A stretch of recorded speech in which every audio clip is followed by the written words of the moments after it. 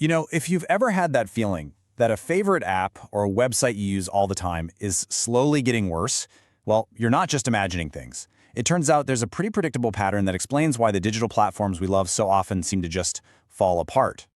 Right? You've been using the service for years, and then, little by little, you notice it. More ads, features that were once free are now behind a paywall, and just this general sense that it doesn't really care about you, the user, anymore. It's a super common and honestly super frustrating experience.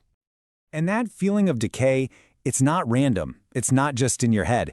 It's a real observable cycle. And it even has a name that, well, perfectly captures the whole experience. That name is enshittification. I know, it's a bit of a mouthful, but it's the perfect term for this process, also called platform decay. It's all about how an online service pivots from serving its users to just trying to squeeze every last drop of value out for its shareholders, usually making the user experience way worse in the process. The term itself was coined pretty recently, back in late 2022, by the writer and activist Cory Doctorow. Now, he wasn't the first person to notice this happening, but he gave it a name that was so blunt and so accurate that it just stuck.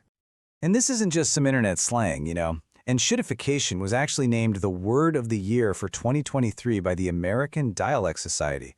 It's even been added to major dictionaries.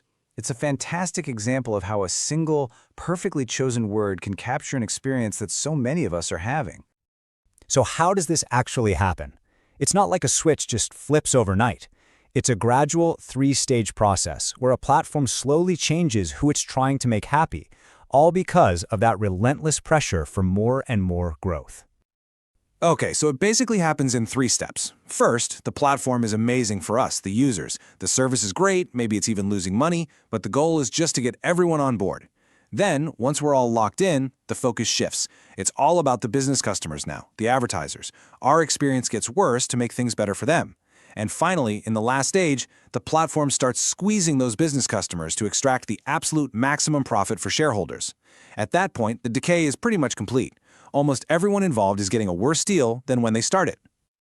Now, this whole cycle might sound a bit theoretical, but we actually saw it play out perfectly, in real time, with the whole Reddit API controversy back in 2023. It's a textbook case study. So, for a long time, since 2008 actually, Reddit's API was free. Now, the API is just a tool that lets developers build their own custom apps to use Reddit. This free access created this amazing ecosystem of third-party apps that the community absolutely loved. But then, in April 2023, Reddit announced it was going to start charging insane fees for that same access, and that kicked off a huge fight with its own user base.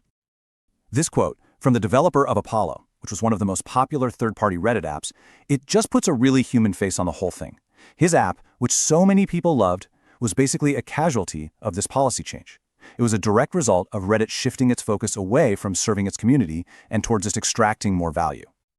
But the community, they did not take this sitting down.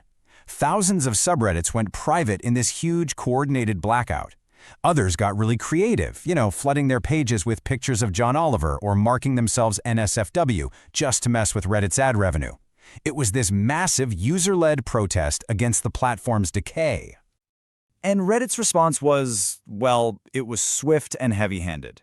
They forcibly reopened communities, and in some cases, they just removed entire teams of volunteer moderators who were part of the protest.